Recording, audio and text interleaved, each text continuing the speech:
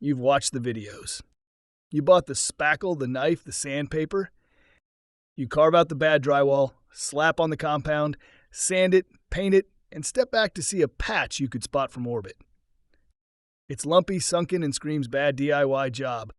No matter what you do, it never looks seamless like the tutorials. It's frustrating, and you feel like you're missing something obvious. Well, you're not going crazy, and you're not bad at this. But you are making the #1 mistake almost every DIYer makes, the one pros know to avoid. Today I'm going to show you what that mistake is, why it ruins your repairs, and how to fix it for good. I've been in the trades for years and seen wall repairs go wrong in every way imaginable.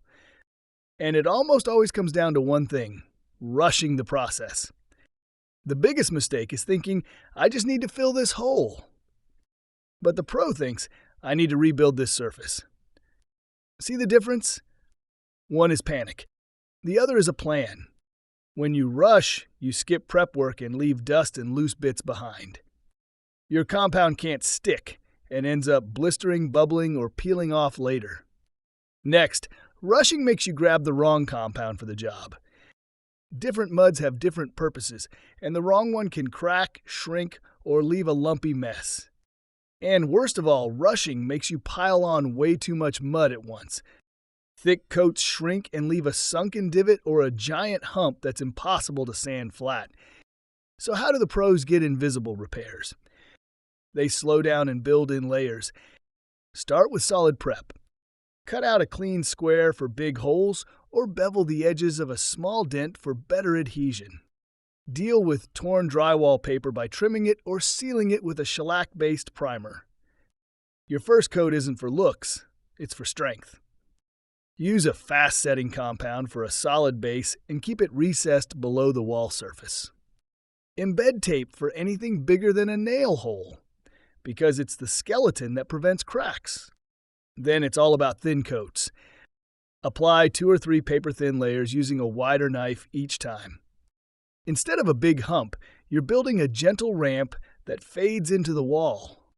By the end, your patch might be 16 inches wide for a 2-inch hole, but the transition is invisible. When it's time to sand, keep it gentle. Don't grind through the compound or rough up the drywall paper. Use a fine sanding sponge and let your hand guide you more than your eyes. Finally, and this is critical, prime your patch before you paint. Without primer, your compound soaks up paint unevenly and leaves a dull, flashing spot that screams patch. Primer seals the surface so your finish looks perfectly uniform. So remember, the #1 mistake isn't your tools, it's rushing the process. Prep thoroughly, build thin layers, sand lightly, and always prime. That's how you get a repair you can't even find. If this helped you finally understand what's been going wrong, hit that subscribe button. I've got more pro tips coming your way. And drop a comment about your worst drywall disaster. I read them all and would love to help you fix it in a future video.